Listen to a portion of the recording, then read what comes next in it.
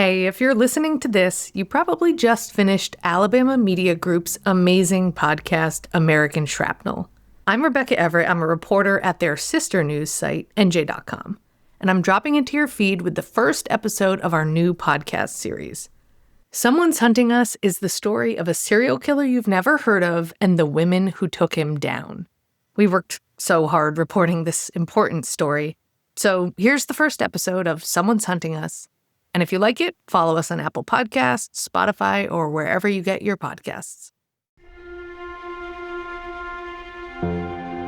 There's a scene that keeps coming up, and I can't get it out of my head. 4 cops in a room with a man who keeps calling himself Jerry Wilson. Average white guy, average height, average weight, average name. He's a little dirty, like he spent a night or two outside. A little growth on his face, but not a lot.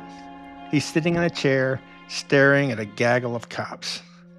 There's a Murphy, North Carolina cop named Charles Kilby, a Cherokee County deputy named Sean Matthews, who's known as Turtle, a TVA officer named Jody Bandy, and a rookie Murphy police officer named Jeff Postell.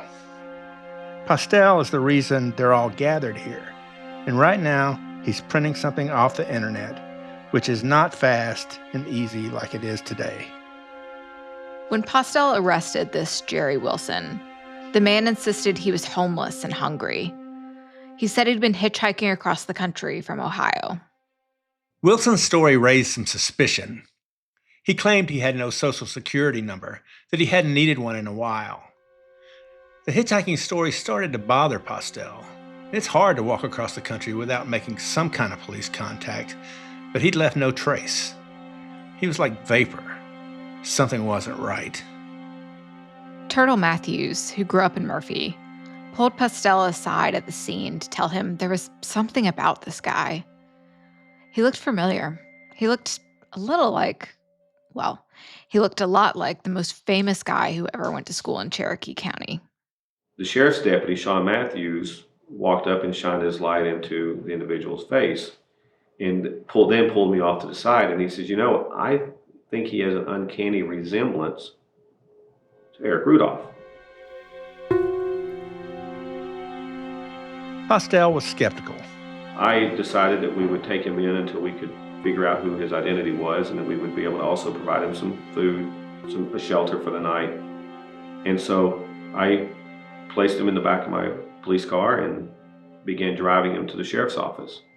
And to this day, I can still remember him sitting in the back of my police car, and I would look into my rearview mirror and see his eyes just staring. So there they were, back at the sheriff's department, staring at Wilson, who sat in a chair facing the cops. They looked around for a photo of Eric Rudolph, a Murphy guy who had been the most wanted man in America before 9/11, who had disappeared into the mountains 5 years earlier. But remarkably, they couldn't find a copy. We didn't even have an FBI wanted poster.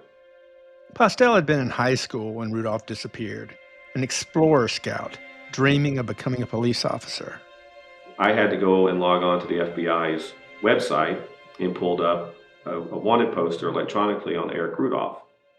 So as I'm sitting in the detention officer's area, Rudolph was sitting off to my right in the holding area, so I would have direct line to see him. So I pulled up the FBI wanted poster and began kind of going down through the description. Height? Okay, he might be that height. Weight? Yeah, a little bit different. Hair color? Check. Eye color? Check.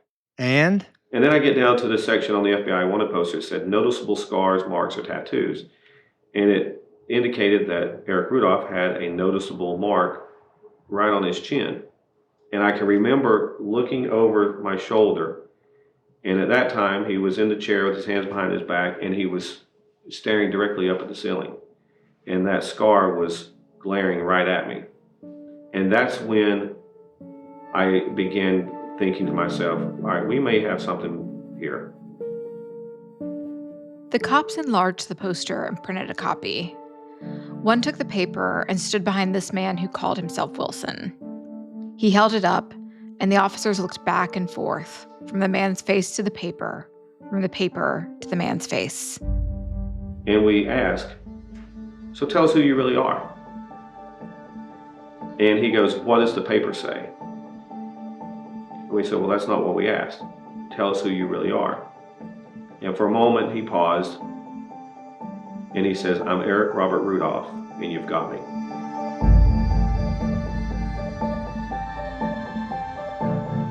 Postell was a 21-year-old rookie, but the moment was not lost on him. The hair on the back of my neck stood straight up. My knees knocked so hard that I was about to answer them. That's how nervous I was. Because here I am standing in front of an individual who was responsible for the 1996 Atlanta Olympic Park bombings and subsequent bombings in Atlanta that targeted abortion clinics, a gay nightclub, and then in Alabama that targeted an abortion clinic that killed a police officer and had been on the run for 5 years. And here he is in front of us with no one else getting hurt, not any force being used. It made me pause for a moment. And I remember very clearly to this day, I backed out of the room and I immediately called my dispatch center and I said, you need to call the chief of police because we have Eric Rudolph. And those eyes again. It was extremely cold. His eyes, everything was just very stoic. It was the tone in which he says, I'm Eric Robert Rudolph and you've got me. It was just so cold. But the capture itself, it had been like poetry. I'm John Archibald. This is American Shrapnel, and this episode is about irony and happenstance and comeuppance and close calls and the magnificent power of one person simply doing their job. I'm Becca Andrews, and it's May 31st, 2003, the day of a solar eclipse, like an omen.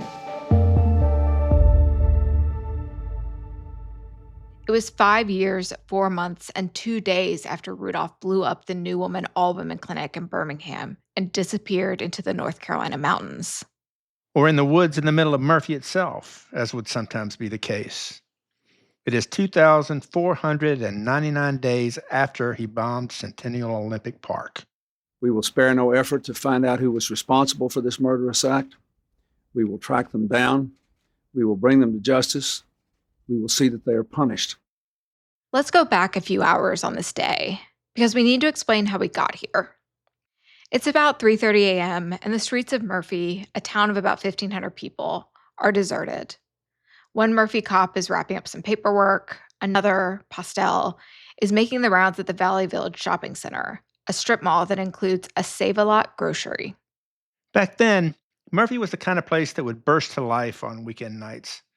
People drove into town to cruise up and down the streets looking for love or trouble or something in between. And they would park and sit and just socialize with people. Now they have social media for all this. But they would do that. And so we had a real influx of people coming into the town. But it was quiet by 3:30 in the morning. Eric Rudolph kept a summer hideout nearby, and he'd been watching to make sure. Just like he'd done at other places he wanted to bomb or pilfer or torment.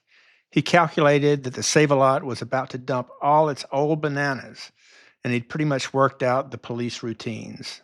He was not afraid of the Murphy cops. Here's Mike Wisenant, one of his former prosecutors. Rudolph would later say he had set up in his hideout and watched the police down in Murphy, and he knew their patterns, and he thought there was one guy that was always erratic and was not following a pattern. He said, if I was ever going to get caught, it's going to be by that guy. And it turned out he did. Jeff Postell was working the overnight shift, 10 p.m. to 6 a.m. He was still young enough, still fresh enough, or simply committed enough to do things by the book. Let's be clear. There were several moments during Rudolph's time on the lam when that wasn't the case with other cops. Yet we got this cop, barely old enough to buy beer, who's been on the force just 6 months, and he's creeping around the Valley Village Shopping Center in that unmarked Murphy PD Crown Vic. One of the newer cars. Pretty good for a rookie. The sky was clear. It was 70 degrees. I immediately turned my headlights off on my patrol car. and began cutting across the parking lot to go in behind the building. We're looking for things like someone breaking and entering into a building, somebody, prowling, because again, this is, 3:30 in the morning. And so really there should be a lot of people out and about, especially in behind closed businesses. So we made an effort to check those businesses.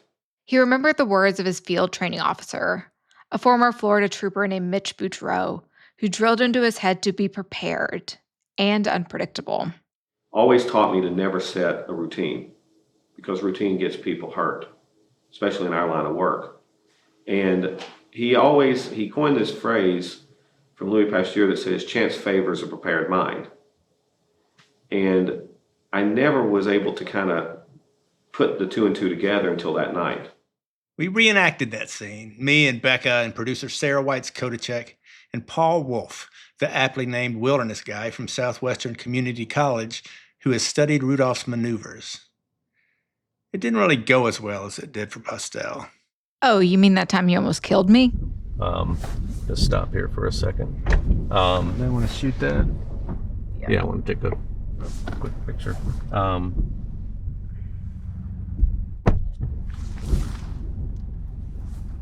So, and if Officer Postell had turned off his lights, he wouldn't have even... Oh, wow. I had no idea you were out of the car. I got out. I just, Doors, yeah, I see that now. Door and, yeah. I'm sorry. It's okay.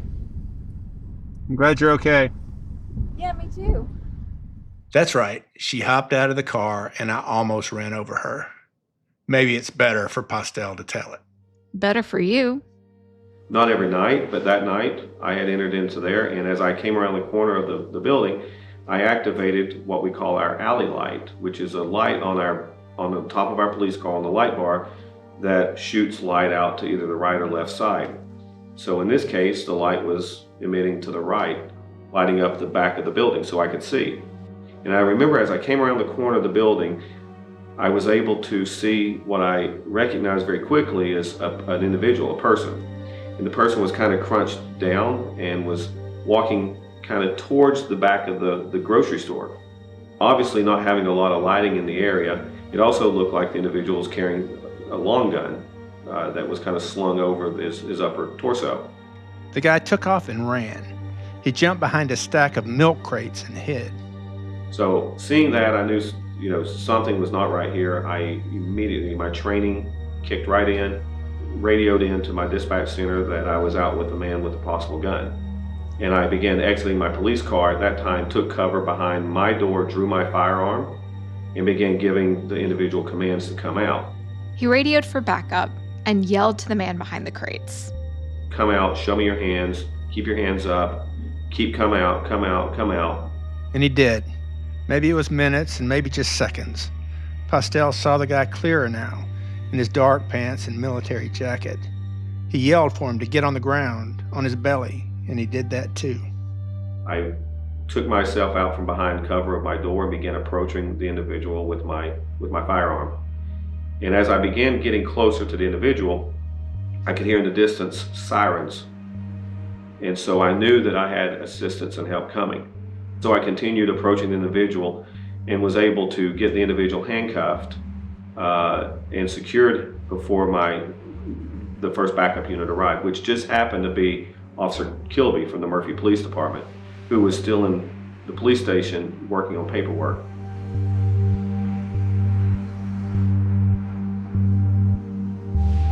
And that was that. They brought him in and sat him down and held up the wanted poster, and one of the most infamous men in America gave up. The first call went to the dispatcher, telling him he needed to call the chief. Postell's second call went to his mother. He was young, but he wasn't stupid. And I woke her up and I said, Mom, I just want to let you know I'm okay, but I'm not going to be home anytime soon. And she immediately began going into questions. I said, Mom, I can't tell you what's going on. All I can tell you is I'm going to be home a little bit later. I'm just in the middle of some stuff, but I'm okay. So she continued. And knowing my mom, I said, Mom, turn on the news. And she said, what channel? I said, it doesn't matter. Just turn on the news. And I hung up. Things would never be the same after that, for good or for ill, for either one of them. The press was crazy, and everybody wanted to know about this rookie cop who nabbed the unnabbable Eric Rudolph. Everybody wanted an interview. Everybody wanted time. When he'd give a speeding ticket, some drivers would ask him to sign it, like an autograph. He was famous for a minute. A marquee at a tire store in Murphy read, "Got Rudolph? Murphy does. Officer Postell gets tires here." The photo of it was in all the papers, which in 2003 was the equivalent of going viral. I remember the picture of the sign that said, Get your tires here. This is where you... First off, I did not get my tires there. My parents always got their tires there, but the police department got their tires there, so I guess that's fair. There was a lot of sense of pride from the members of the community. God knows my mom was proud of what I did. With all the attention, he was pulled off the road, forced into desk duty. There was concern for his safety and his mom's. All the attention didn't sit well with some of his colleagues, and it cut him to the quick. And obviously, when you take an officer off the road in a small department, the impacts are great. So other officers had to work longer hours. They had to pick up different shifts. Overtime, they were taken away from things. People are probably tired of hearing my name all the time, because they're human as well. And so I had to deal with a lot of animosity. I had to deal with a lot with jealousy. And that killed me.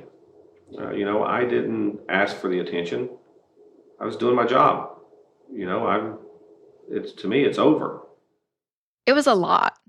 Less than 3 weeks after Rudolph was caught, Postell, this baby-faced kid from Appalachia, was named one of People magazine's 25 hottest bachelors, along with Ashton Kutcher, Adrian Brody, and Prince William. You look at that, and I sit here, I laugh. I'm laughing about it right now, but it's like, how do I go from that to this? I don't know, but you got the wrong poster on your wall. But that's what I'm saying is, I don't let any of that. It's a conversation. Cool little thing to mention, but it's not who I am. His mom, Nancy Postell, thought it was great. He's been getting a whole lot of big honors lately, she told the Asheville Citizen-Times back then. But he's just being Jeff. It doesn't bother him one way or the other. But it sort of did. He changed jobs for a while, moving to another town to get away from it. He returned to Murphy later as assistant police chief.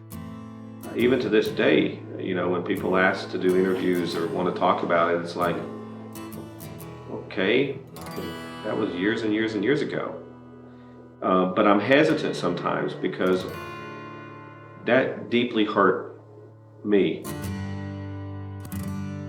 I didn't do anything spectacular. I was just doing my job, doing what the people expected me to do, doing what I was hired to do, doing what I swore to uphold and defend and go out and do. But I felt sometimes I was persecuted because I was out there doing my job by my colleagues. And that hurt. And that's something that I had to deal with. So the way you deal with that is you don't participate. It turned out okay for Postell. He's in Boston now, a deputy chief of police in the suburbs. He's a 3-term city councilman in Taunton, Massachusetts, a town between Boston and Providence that's 37 times the size of Murphy. Really, I have family that was up here, and I came up and I took a little vacation and fell in love with the area and met my significant other, and the rest has been kind of history. Did you bring out that most eligible bachelor story? And now that most eligible bachelor story has been buried until someone finds the book in my desk drawer. Yeah, no, that was... Didn't play a part in your... Doesn't play any part in anything. In fact, if it did anything, it probably would hurt me. TaxAct's filing software and live tax experts can help small businesses easily knock out their taxes. Actually, our experts can help you find deductions and credits for any sized business. Itty-bitty businesses, medium-sized, really big, mid-sized, small businesses, companies with 0 employees, and mom-and-pop conglomerates. Yep, our tax experts can help all of them. TaxAct. Let's get them over with. Birmingham cop reporter Carol Robinson had covered this story from the making of the Rudolph legend to the aftermath of the capture. The irony was not lost on her. You know, he was a survivalist. Quickly, he became a survivalist and an outdoorsman. And there were experts talking about he knew what kind of berries he could eat and what kind of berries he couldn't eat. And he was burying his trash along the way, so to conceal his scent and conceal his presence. And, you know, it grew to mythical proportions of, you know, this caveman who owned the forest and would never ever be caught. You know, and in the end, he had on new tennis shoes, he was clean shaven, and he was rifling through a dumpster.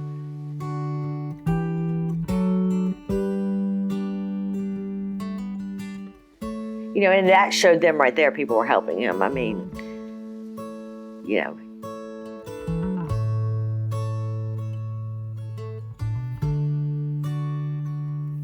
Days after Eric Rudolph's arrest, after 5 years in hiding, the bomber was whisked to the Jefferson County Jail in Birmingham, to the same holding cell that once held the bombers of the 16th Street Baptist Church. Rudolph attracted attention. This is Hubie Dodd, who had become one of his lawyers. He received voluminous amounts of fan mail from random females all over the country and some from outside the country, telling him how much he was admired, how much they thought of him and were attracted to him. I mean, he was in that sense, he was definitely a rock star amongst a certain segment of the population. So as the female co-host on this podcast, I feel like I need to take a minute with this. This is a thing that happens with all serial killers, no matter the gender. So to make this part of Rudolph's specific mythology is, to me, gross and honestly inaccurate. Carol Robinson gets it. She didn't see it either. And if anything, the myth had been punctured. When you saw him in court, he was just kind of pasty. You know, you expected to see this tan, buff, wild-looking caveman. Mountain man. And, you know, what you see is just sort of a pasty, skinny guy. And I don't know, it was all sort of I don't want to say a letdown, but you know what I mean. You have your expectations, and he did not meet the expectations in the end. Emily Lyons, the nurse so badly injured in the Birmingham bombing, remembers Rudolph's appearance for a different reason. I had told somebody, I said, the day they catch him, I'll dance on the table. I didn't get to do that, but it was a day full of interviews, reporters, newspaper people, whoever, at my house. And it was just kind of unreal. You see the pictures of him, and it's like, he is too well kept to have been doing this by himself for 5 years. Your hands weren't dirty, you were clean shaven, just too neatly put together. And then to see the pictures of him walking out of the courthouse up in North Carolina with that smug on his face, it's just like I wanted to just slap it off of him, like, wake up. Smart ass face. There's so many words to describe it, but you could tell he was just full of himself at that moment.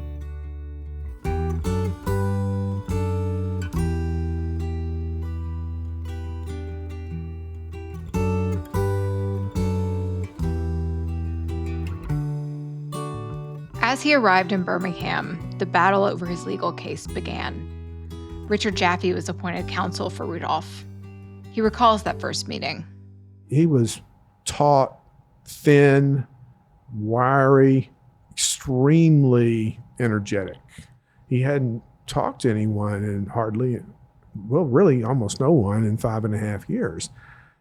It was a very memorable meeting.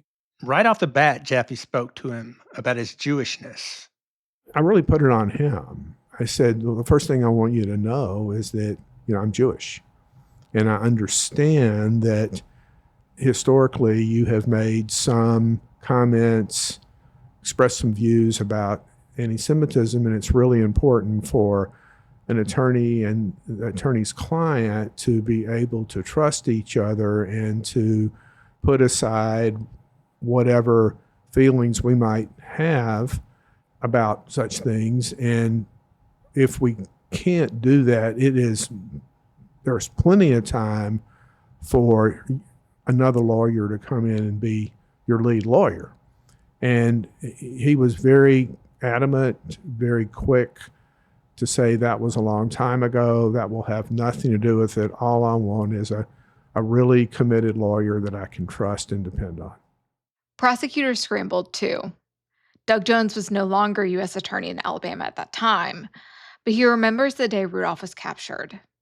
And even though he would not prosecute the case, he had one person in particular on his mind. I said, "Where's Jermaine?" That's Jermaine Hughes, the young man who followed Eric Rudolph away from the clinic bombing in Birmingham, the man who would be central to the case against him. Jones called Joe Lewis, then the head of the FBI in Birmingham. He said, "Don't worry, we've already been in contact with Jermaine." I said, but Joe, you know how important he is. He says, "I know, Doug, we've got this covered." I said, "Yeah, but he's the one that made the identification because it was Jermaine who looked the guy in the eye. Where is he now? What's he doing? Because his credibility is going to be the key." He said, "Not worried about Jermaine's credibility." I said, "Well, what the hell, Joe? What's he doing, for God's sakes?" He said, "Doug, he's a first-year law student at Harvard." I said, "All right, well, thank you." I slept a lot better that night, knowing that this young man's credibility was never going to be questioned. But other questions would remain. Who would prosecute him, state or federal, Georgia or Alabama? Who had the best case?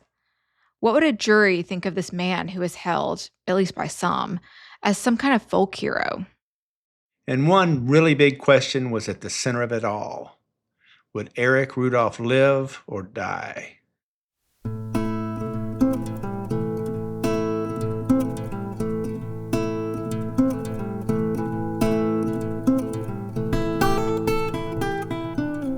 American Shrapnel is a production of Alabama Media Group. It was written and hosted by me, Becca Andrews. And me, John Archibald. Our co-creator and executive producer is John Hammontree. This episode was engineered by Daniel Potter. Our field producer is Sarah Whites-Koditscheck, and our social media producers are Caroline Vincent and Mila Olivera. Our logo and cover art were designed by Jack Browning. Challen Stevens is our editor-in-chief. Consulting producers Dan Carson and Ashley Remkus provided valuable feedback. The song you're hearing now is Birmingham by Beth Thornley and Rob Cairns. Also featured in this episode is Beth Thornley's song Surrender. Special thanks to Jeff Postell, Mike Wisenant, Paul Wolf, Carol Robinson, Hubie Dodd, Emily Lyons, Richard Jaffe, and Doug Jones. Thanks also to Kurt Tondorf and his team at Nomatica Films for recording on site at Boston College. And thanks to Catherine Oseas Champion in the Birmingham Public Library. If you like our show, please leave us a rating and review and follow us on Apple Podcasts, YouTube, or your favorite podcast app. Thanks for listening.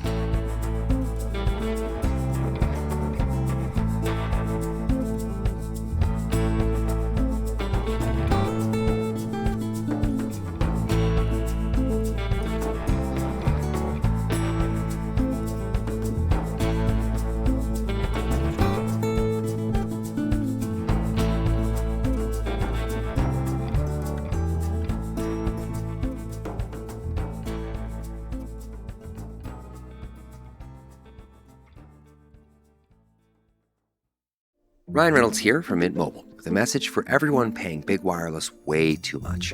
Please, for the love of everything good in this world, stop.